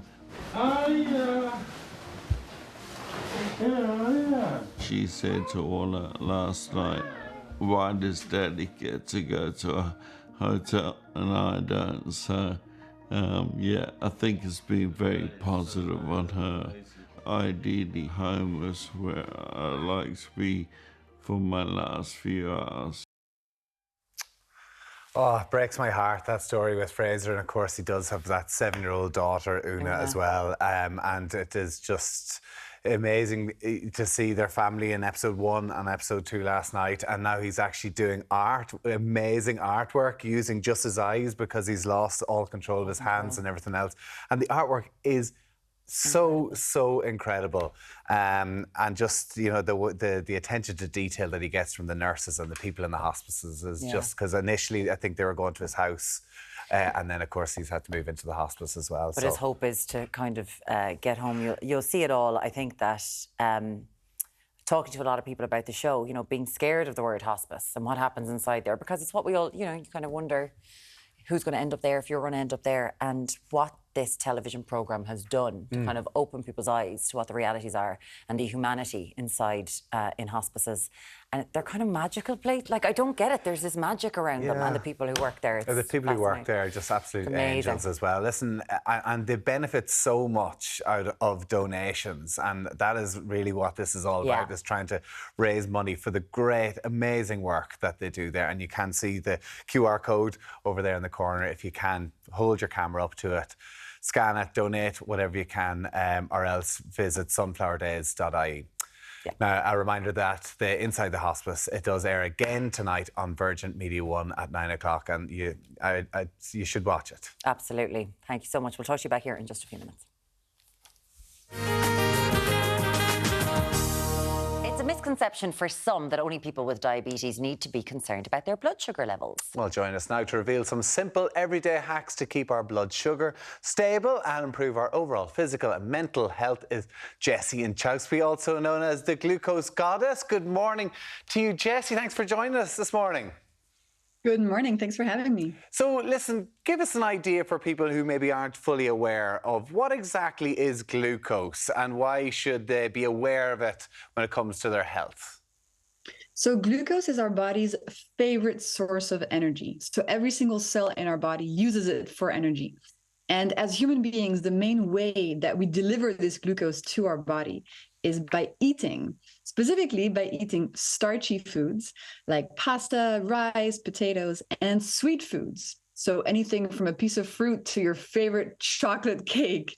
And so some glucose is really good for the body, but if we give our body too much of it, then problems start happening. And the most common symptoms that, by the way, most of us are familiar with are things like cravings, energy fatigue, inflammation, brain fog, and then long-term, as you mentioned, of course, the development of type 2 diabetes. Okay, so all of those things, I think, as I was listening to you go, yeah, I get those, like the cravings, everything like that. So that is all because we're eating certain foods and they're leading to this. So when it comes to glucose, you know, I can sit there and someone can show me a dinner plate and they're like, dude, how much glucose should we be having a day? Oh, that's a good question. Well, generally, we're all having way too much of it. So we're eating way too many starchy and sweet foods. And so one thing you might think is like, okay, does this mean I have to go cold turkey and just cut out all starches and sugars? And the answer is no. So very recent scientific studies are showing us some really cool tricks that we can apply to our lives so that we can still eat all the glucose we want with less impact on our body. And that's the secret, really. Okay, it's interesting. So glucose and sugar, that's obviously one bit that we all think, right, we have to cut out chocolate and sugar on our porridge, whatever else. But actually porridge and pasta and those areas, which I would have thought a lot of people see as being very healthy, that's an area people need to really limit as well. Is that right? Yeah, absolutely. Porridge is a really good example of something that most of us are eating thinking it's really good for us, right? But if you look at the molecules inside of the porridge, if you really look at what's inside, it's basically just starch. And so starch turns to glucose when we eat it. So porridge in the morning, shoot, big glucose spike. And then during the crash, you know, around 10 a.m., you feel tired, you need coffee, you want to eat more sugar. So porridge is something that we should ideally stay away from in the morning. And we need to focus more on things like protein-rich breakfasts. That really keeps our glucose levels steady and helps us feel way better. So it does feel a little bit, Jessie, that you can't do right for doing wrong. You know, that we think that we're doing all of these things right and it's like, oh, this is what's going to happen. So people really do try. But when it comes to those, say you want to watch your sugar spikes, we all feel that when we get the cravings. We all get that all the time. How do you kind of moderate and realise, OK, it's 10 a.m. and I'm feeling a bit cranky. That's because of this. I've got to change that, right? You got to learn all of that? Well, it's a good question. I think that over time, you sort of become a bit of a detective. And when you learn about glucose levels, you're like, oh, maybe that craving and that fatigue are coming from my breakfast glucose spike. But I'm with you. You know, even for myself, it was difficult at the beginning to understand the connection between how I was eating and how I was feeling. But then I started putting in place these principles like savory breakfast, veggies first, vinegar, and I started feeling so much better. So I realized, oh, my porridge breakfast was actually causing all of these issues, and now they're gone. So if I start to do that and, have a high-protein diet and veggies or whatever else, that will make me look less tired and less old. Is that right, too? Because sugar spikes actually make you age a lot faster. Yeah, that's an amazing piece of science right there. So the more glucose spikes you have in your body, the faster you age, the faster you develop wrinkles, and the faster internally your organs age. And so simply by applying these hacks like protein for breakfast, veggies first during a meal, or some vinegar before eating something sweet, you're reducing those spikes. So you're slowing down aging, which is super cool. We all want that. And you're just feeling better. You're feeling more like yourself. Your brain is clearer. You have fewer cravings, more energy. You can go after your dreams. You just have a better life. And you're also preventing long-term issues like diabetes. So really, it's a win-win situation. What's the bit about the vinegar? Yeah, Sorry, the vinegar. Before something sweet. So vinegar contains a wonderful molecule called acetic acid. And the science shows us that if we have just 1 tablespoon of vinegar in a big glass of water before a meal, we can reduce the glucose spike of that meal by up to 30% without changing what we're eating during the meal. And so that's one of my favorite, really easy hacks. So next time you're going to eat something sweet or something high in starches, have the vinegar drink before. You're going to help your glucose levels and you're going to feel way better with very little effort. I don't think I'll eat anything after a glass of vinegar, to be honest with you. But it's 1 tablespoon in some water. I'd say it's grand. Is it just a glass of water? It doesn't have to be a pint of water. It's just a glass of water. And also in my new book, The Glucose Goddess Method, I have lots of recipes because I understand for many of us, just drinking vinegar and water doesn't sound very delicious. So you can turn it into hot tea. You can make some mocktails. You can make some pickles. You can make a dressing. You don't have to drink it. You just need to try to focus on getting that 1 tablespoon before a meal. Okay, I think that's actually very good. And I'm going to go home to my mother and with all the porridge she was trying to shove into my mouth when I was a child, going, this wrinkle is because of you, woman. So with all of this, obviously a big issue in the world, and I know you speak about this in your book as well, The Glucose Goddess, it is type 2 diabetes, a diabetes that we are developing as a direct result of our eating habits. And this is, I think we can call it sort of a worldwide epidemic at this stage, or certainly in the developed world.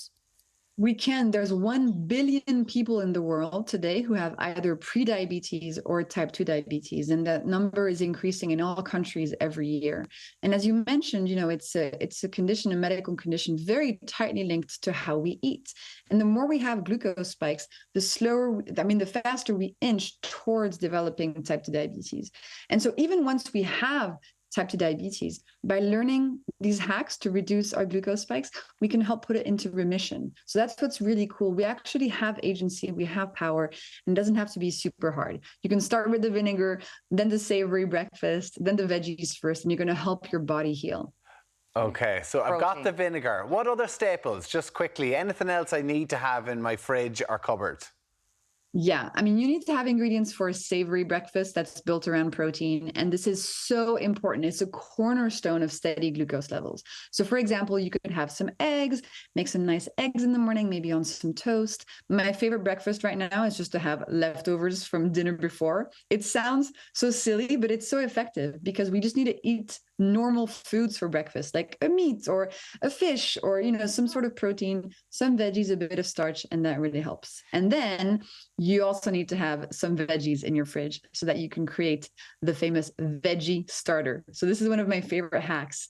And what we know from the science is that when we eat vegetables at the beginning of a meal, the fiber in the vegetables has time to coat our intestine and then slow down how quickly any glucose from the rest of the meal is going to arrive into your bloodstream. So if you're going to have a pizza dinner, for example, have a little veggie starter at the beginning, and that's going to help your glucose levels so much. Veggie starters. Veggie starters. We're talking about Pinot Grigio later on, so I don't think we're going to be chatting to you about the wine. You're in Paris. It's fine. Everything's fine. Alcohol's grand. It's all in the brand new book. It's called The Glucose Goddess. Thank you so much for joining us. Jessie and Chauspi, it has been an absolute pleasure. Merci beaucoup. Merci. Thank you for having me. Merci beaucoup. Hey, nice French there. Merci beaucoup. What amazing that, isn't it? The veggie starter. That's all we need. A veggie starter. And I'm just wondering, will we in the kitchen now tomorrow? a little bit of a glass of vinegar for you. Glass of vinegar, veggie starter, and then we eat whatever you want after that. Very interesting. Check out Jessie's book. Now, lots more still to come. Deric is at a festival for dog lovers. Plus, we're trying the best wines to drink this summer. Jessie's like, why are you doing this? I'll talk to you in a minute. Have it. We'll be going back to Deric very shortly in County Meath. You're going to pick up a dog, are you? Stop. Every time he's like, just get a dog, just get a dog, just get a dog. I do want to, and I want to go to a festival called Dogitude. Absolutely. And I did mention to you earlier this Louise Capaldi music video. Lucy came into me, have you seen it? It's so sad. But it's all about a postman and his dog, and it makes you want to get a dog. It touches the heartstrings. Oh, exactly. Did you pick up Bonnie right then and there and give her the biggest cuddle? Man's best friend. Did you? Yeah. Even though he goes, the kids came along and Bonnie was like, what happened to me? Oh, no, it's just me. We're both bottom of the food chain in our house.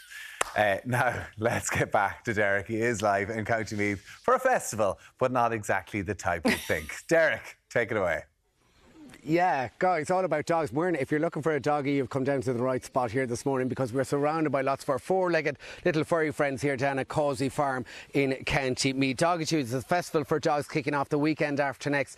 Matt is the man behind it. Good morning to you, Matt. Good morning. Matt, tell us about Dogitude, because I am loving the idea of a dog festival. Right, so it literally does what it says in the tin. It's a festival all about dogs. So we've got the best dogs in the world, in the country here. We've got just the most lovable dogs in the country.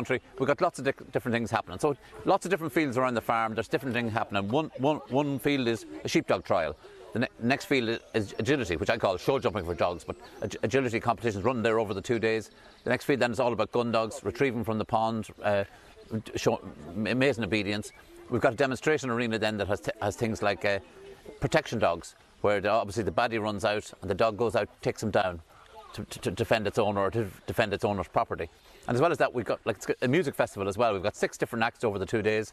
So it's like a music festival that you can come to with your best friend. With your best friend. Yeah. And we were talking earlier, Matt, there is so much space here. In fact, the festival is spread out over 100 acres. It's huge. There is. There's lots of space, because dogs need space as well. You know, we do ask everyone to bring them just on a reasonable length of a lead, not on a long, extendable lead, because then we could get all sorts of tangled.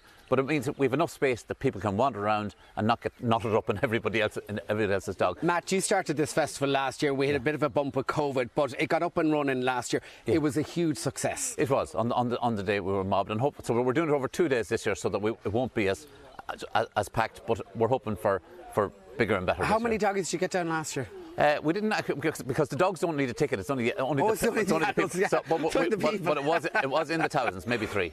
3,000. So you're expecting double that this year. Who's to know? But we'll split it over 2 days. So. And you do have the little festival as well. So you have a little music festival going on as well. Yeah, exactly. Yeah, some really good music actually. Yeah, great. Yeah. In terms of the agility section, then, is there going to be trials? The prizes? What's involved? Yeah. There's 2 days of. I mean, people who are into agility can be serious about it. But so we've 2 days of competition, and we have the prizes. I mean, but it's a big honour just to win anyway.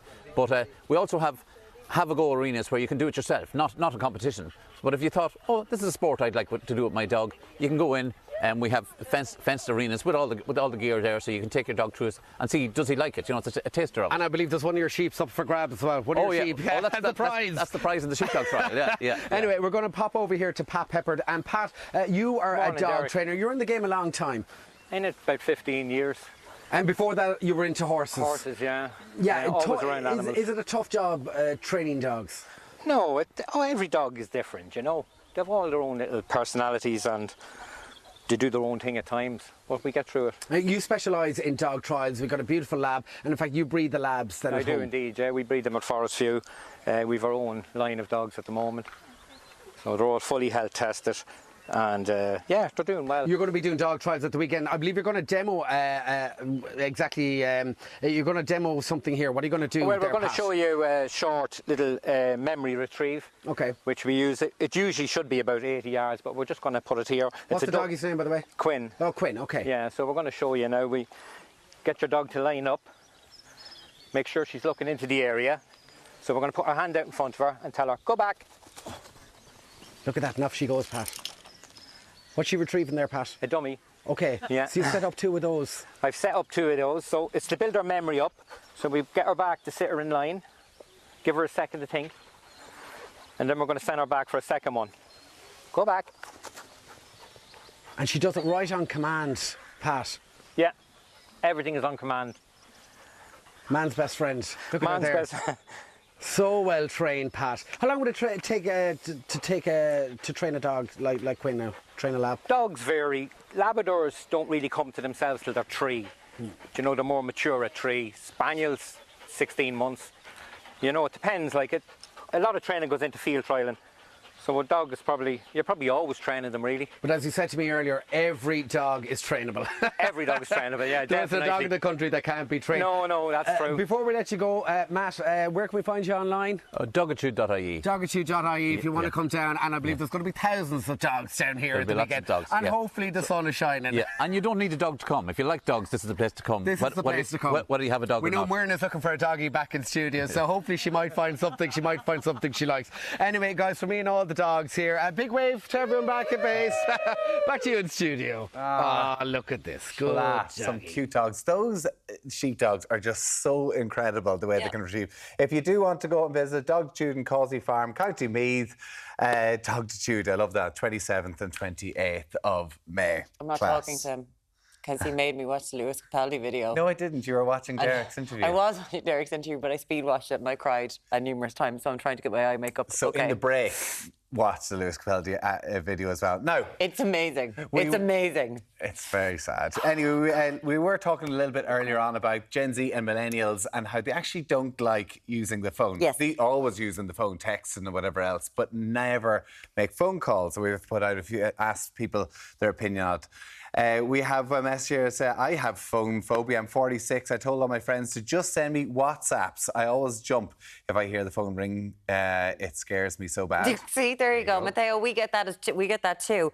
Hi, guys. This is from Donna. Donna's 60. I can't understand people who don't use their phone to talk to other people. I much prefer having a conversation with someone, even if it's a short call to arrange meeting up. I grew up with only landlines and had no mobile until I was 34, 35. So it's definitely an age thing, is what Donna says. My friends always know when I'm in the car because, like, I always ring them. You start ringing? And then they say, are you in the car? Because it's like you try to drag out the phone call for as long as you can see that they're doing stuff. I was once looking forward to listening to my audiobook from Limerick to Dublin, and I was like, this is amazing. And one of my friends rang me. That friend happens to work here, is Zara King from Virgin Media News. Oh, friends. She was on the phone. Doesn't ring me too often, Zara, do you? But we were on the phone the whole way from Limerick to Dublin. Oh, aren't you such friends? No, because So Zara close. won't get off the phone. She will not get off the phone. so If you get a nice? call from that woman, she'll be on the phone forever. Richard Chambers and Gavin, like, they just, we can't keep them off the phone. The crack we have. Yeah. Do you think I'm name dropping because I'm mates with Zara? Is that The it? problem is that I always ring people as well. They don't answer. And then when I get home and I don't want to talk to them anymore, they call you back. And then you're like, Do you? they talk to you now. Do you answer? No. No. Or else I go, oh, the kids are going mental behind me here now. And I'm just stuck on the kettle. I knew that you use your kids But for if an Zara excuse. King called me, I so- would definitely answer it. And I talk to her all day long. It'd be so wonderful. Immediately after the show now, it'll be like, oh, look at her talking about Zara. Friends. Friends. Car friends. News friends. Anyway, will you be going for a glass of wine together as well? Phil and Holly friends. You've got the perfect wine coming up. Pinot Grigio Day it is. And we're going to be discussing it after the break. You're very welcome back. Today, it's International Pinot Grigio Day. What a day. And to celebrate, we are tasting some of the best ones. God, can we just turn? I mean, you got to have a day for everything. Joining us with her top picks is Michelle Lawler from the Nude Wine Company. Michelle, it's lovely to have you with us. Good morning. Pinot Grigio, big wine. We're not going to do all Pinot Grigios this morning. So Why not? what's the big deal? What's because she wants us to actually. She wants us to. For those of us who don't enjoy the Pinot Grigio, where's it from? Pinot Grigio is the second most popular white grape in Ireland. So people love it. After Sauvignon. After Sauvignon, of course. And you know, why would you go for Pinot Grigio over Sauvignon? It's lighter, it's more crowd pleasery. juicy, softer, light to medium bodied. Yeah, a lot of people love Pinot Grigio because it's that bit lighter. But at the same time, people who like Pinot Grigio often think, I know, you're looking at that guy all morning. So what would they go for if they like Pinot Grigio and they want to try something similar? Because you wouldn't try a Sauvignon, it's too tangy. A Chardonnay tends to be too buttery. So have a taste of your first one on your far right. Can it come from any country? It can come from any country. We've gone for a Pinot Grigio della Venezia. So that's from the original... so you're associated with Italy, right? Yes, this is from Italy, so from the Venezia region. So this is an organic Pinot Grigio. And what I've done is, and it's just juicy and soft and easy to drink, and it's organic. And so what we were saying earlier about the hangover, the Pinot Grigio hangover. Come here, what is this about? Why is there a thing? Do you ever read on the label, contains sulphur? People tell you they can't drink wines with high sulphur, they get a bad hangover. So sulphur, what do you think of that? It's lovely, isn't it? Just soft and juicy. Really easy to drink. Really easy. It's a little bit weightier. So if you could open a bunch of white grapes and a bunch of red grapes from the shop, the pulp is translucent in white and red grapes, right? Yeah. So how do you get, why is your red wine red if the juice is clear? So the juice and the skin spend time together to draw down the colour. That acts as a natural preservative. So red wines don't, because sulphur is a preservative. So red wines need less sulphur. Whereas white wines, because they don't have that skin contact, they need something else to help them. And Pinot Grigio is the lightest colour, so it tends to need the most amount of sulphur. Very interesting. Yeah, but is it added? No, that's from the skin. It's from the actual grape itself. No, the sulphur is added because it's added in. Because so go on, try so the second it's got a high sulphur. Okay. Yeah, generally. So these are all low sulphur. Low sulphur means less hangover. Perfect. Generally, it makes you feel a little bit better. Right. The second one is no added sulphur at all. No sulphur. No sulphur. Already on. Here we go. So this is from Italy. It's Gran Cerdo. You can see the label. Do that, It's gorgeous, isn't it? So do you see it's a lovely pig with dollars stuffed in his mouth? So this particular guy, he's like organic, biodynamic, no sulphur. When he was starting his... what is that? It's fat body, short leg, big head. Is it Spanish? Spanish. You're not Spanish. No. So it's soft and kind of easy to drink, a little bit more grapey. When he was starting the winery, asked the banks for money to support, to help get his project going, and they said no. And so that's his 2 fingers up to the banks. That's a nice one as well. Oh, lovely, isn't it? Yeah, gorgeous. Yeah. Where are we've got some food here. So the food's from Neighbourhood. So that's a new restaurant in Nace, fancy fine dining, beautiful. So you have goat's cheese with asparagus, which will be beautiful with the wines. A little bit of eel. Okay. Really lovely in one of the tartlets, that's with the white top. And then some beautiful tuna. And the classic thing to have with these white wines is a little bit of fish. Oh, fish with white wine. Yeah. We're going for the eel. Let's move on to the third one. So we have 2 options if you like Italian Pinot Grigio and you want to try something different. Okay. How's that? It's beautiful. Good with the wine. It's a beautiful restaurant. Delicious. These guys, Neighbourhood, are the team behind Amsher that was at Clifford Lions, and now they're... Go on, let's talk with the wine. Yeah, sorry, I'm really excited about the food as well. So the Soave, so that's very close to the home of Pinot Grigio, up in that northern part of Italy. Soave. So it's a little hill. You know when you go to northern Italy and there's all these beautiful hills with castles on the top. Soave is one of those beautiful hills. The grape is Garganega, and again, just juicy and lemony and easy to drink. All good alternatives to Pinot Grigio, basically. They're all very similar in flavour profile whilst not being Pinot Grigio. And sometimes you just want to try something different. Yeah. You don't know what to go for. Wouldn't be as mad on that one, no. And why did you not go for that one over the others? I don't think it's as smooth to drink. Do you not? No, whereas the first one is the best one. Tommy. Oh, is it the cheapest one? You have a very refined palate. You do. That's why I should be drinking the eel with caviar. He's from BT9, babes. He's bosh. He's bosh. We have a Pinot Grigio lovers box that you can order online. They're all in it. All these wines are under €15. So that's a good example of where you're coming in at. Yeah, and that's where. So and what's our final one? The greeny one. So this is from Italy as well. And if you think the Soave and the Pinot Grigio are in northern Italy, this is halfway down, kind of near where the knee is, if Italy's like an egg. The grape is Trebbiano, and this is, I suppose, maybe a little bit creamier in mouthfeel. Definitely, if you have it that with maybe the goat's cheese, it'd be beautiful. For me, that's probably the most food friendly. So this is the goat's cheese. That's tuna. That's tuna. Looks delicious. Of course it is. Yeah. He's so refined, guys. He's so refined. I'm just more about his the alcohol. His goat's cheese turns colour when he goes here. It turns into gold. Like with this, you'd get a good spectrum. Okay, if I like Pinot Grigio, what am I looking for? Light to medium-bodied, juicy, citrusy, lemony, avoiding all those words. I like this one because it's got a bit of a Sauvignon kick. It's Does that definitely- make sense? It's from, of all these, that's from the hottest part of, like, climatically. So you get a bit more intense fruit. So it's got that more, kind of more grapefruity, Yes. nearly. Yeah, it's beautiful. It's got a kick. I'm I going like it. Pinot Grigio all day, as Yeah. it is Pinot Grigio day. Yeah. as I'm well. going whatever this is. Trebbiano. Okay. Trebbiano. Trebbiano. How much is this? $14.50. $14.50. Right. Yeah, it's good, isn't it? There you Good go. weekend. Yeah. And the middle one, this one here, is the one Grand that you get Certain. no hangover. Okay. Yeah, Happy days. Well, we take your word That for it, Michelle. organic. Yeah. Drink the bottle, tell me, see what happens. Well, listen, if people want to know more, find out more at Nude Wines. Yeah, Michelle Lawler, thank you so much. Thank Great. you so much. The food's delicious. Yeah, Thank you. it's delicious. Absolutely delicious as you eat your He Knows It's Goat Cheese now. That's all we've got time for today. Please do join us tomorrow when we'll be chatting to Tessa Peake-Jones, who played Raquel in Only Fools and Horses. No way. All right, Del Boy. Oh, I love it, Only Fools and Horses. Also, we're going to be discussing the social benefits of farming, plus we round up the latest film releases with Brian Lloyd. Yes, and we have got loads of other things. I can't remember what else we've got coming up to now, and you're eating, so I'm just going to have a little drink of It's wine. perfect with the sunshine coming out, Michelle. Just what we need. Ray Foley will be joining me as well tomorrow morning, so he's going to be raging he wasn't here for the wine. We hope you have a lovely day. Don't forget, Inside the Hospice tonight at 9 o'clock on Virgin Media 1. We'll be back tomorrow from 7. Have a lovely day.